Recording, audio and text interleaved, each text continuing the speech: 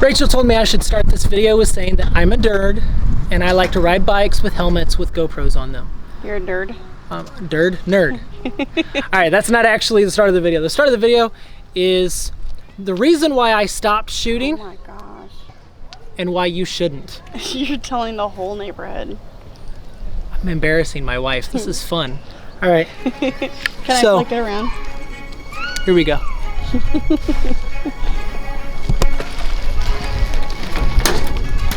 He's gonna kill himself.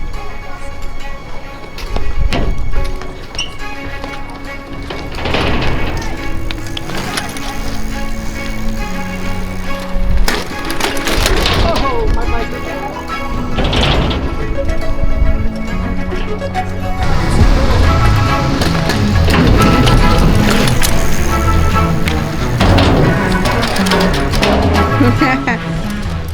Yeah. I wouldn't go down that one. You might face plant into the This is a mountain bike, not a BMX bike. I know, but the gears aren't working very well.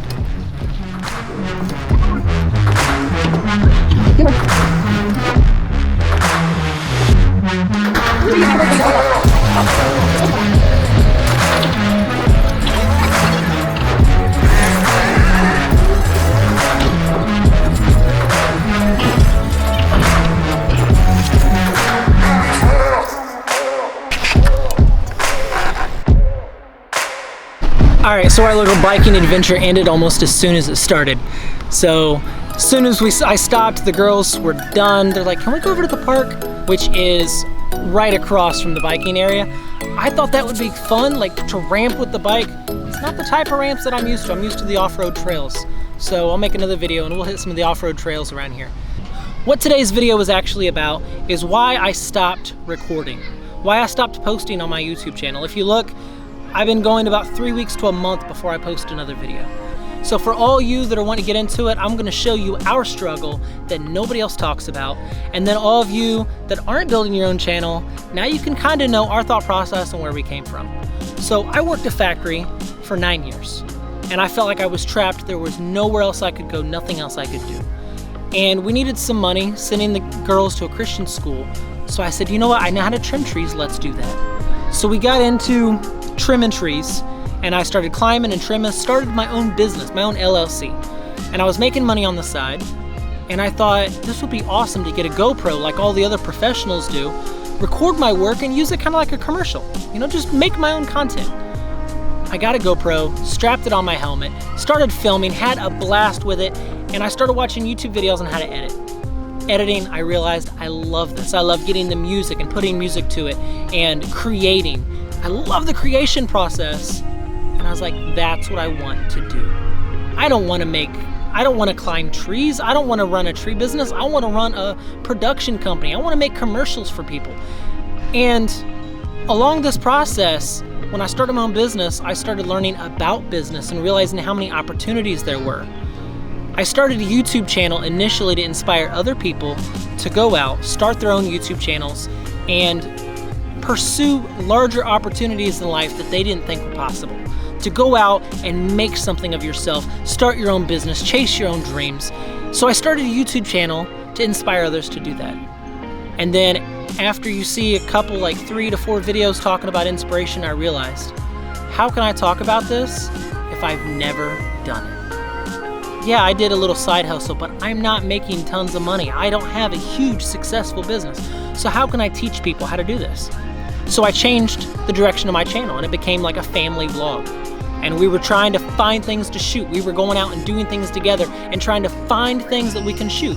And us moving from Indiana and living in a camper, that was a journey to share with people. So yeah, great idea. But then I kind of hit another roadblock. I talked to my brother-in-law and he said, you know people hate family vlogs, right? What? Why? Talking about exploiting their children and stuff like that. So I was like, what is he talking about? And I started looking it up and I realized it's a thing. I love shooting and having my kids on camera and I enjoy it, but if they don't want to be, they don't have to be. I mean, I really shouldn't be that transparent for the safety of my family and, you know, don't want to exploit our personal life. So I'm like, okay, so that's not a really good direction. So we were doing different things. Me and my wife have a dating video, best video I have so far, and we visited hot springs on a date. I'm like, that's great. So maybe we can do traveling videos about hot springs and stuff like that. I would love to maybe live in an RV full time and travel and just do traveling videos. That would be awesome, right? So I'm thinking, okay, traveling videos. If you're working a regular job, who has the money to go find something to do every weekend? And then I hit another struggle. Do I want to be the man behind the camera, or do I want to be the person in the moment? Am I on a date with my wife, or am I hiding behind the camera trying to shoot everything that I can shoot with the B-roll and stuff? Same thing with my kids. Am I the dad present with my kids, or am I the guy behind the camera where they're going, "Aw, Dad, really? Do we have to have the camera today?" Because that has happened. And that's why a lot of my videos, they don't seem focused completely towards you, because I'm just trying to spend time with my family. I'm trying to be there. So I run into all these dilemmas. Okay, so no family vlog, no traveling vlog. I can't tell you something if I'm not an expert in it. I know more than the average Joe, but what is my channel about? But I still want to inspire. I want to talk about things that I find important. So many things I want to talk about. But I run into another dilemma. We hear all the time, be original, be original. Then we also hear, form your content for what other people want to watch. So do I make it for me, or do I make it for you? So the gurus, they always say this: go out and shoot, just start. Then they say, choose a niche and niche down. Get specific. Don't shoot just everything, but get specific. And then they talk about being an expert in your field and knowing everything about it. Then they just talk about keep at it and try everything. When you take all the advice that they said, it just seems so cliche, because you're sitting here going, what do I shoot? I love the creation process and I have so many things I want to say, but who cares? Why would they want to listen? And that's where you hit the wall, to where you're like, maybe I should just stop. I don't know what to shoot. I want to do this for the rest of my life. I want to make content for the rest of my life, but what do I shoot? And the answer is what I hear from everybody: don't stop. I probably only have like 30 something videos on my channel. Some of those big names, we're talking like the biggest names on YouTube, they barely had any followers, barely had any traction until they hit over 100 videos. And it's amazing how many videos they hit before they actually got successful. My advice to you, and to me, and to everybody, just go shoot. So that's what I'm gonna do, and I hope you like it. I'm probably gonna have a lot of different content, some on tech, some on your mindset, some on family. I'm just gonna talk about everything, and some you may like, some you may not. Might not be very niche down, I might not be an expert, but at least I'm shooting. Gary Vee said that wouldn't it be awesome if a lot of people that were great, like the people that became massively successful, wouldn't it be awesome if you could see where they started and seen the entire journey? And that's kind of where I started, is I wanted to bring you along that journey. So we're gonna keep shooting, and I hope you like it, and that's my advice to you.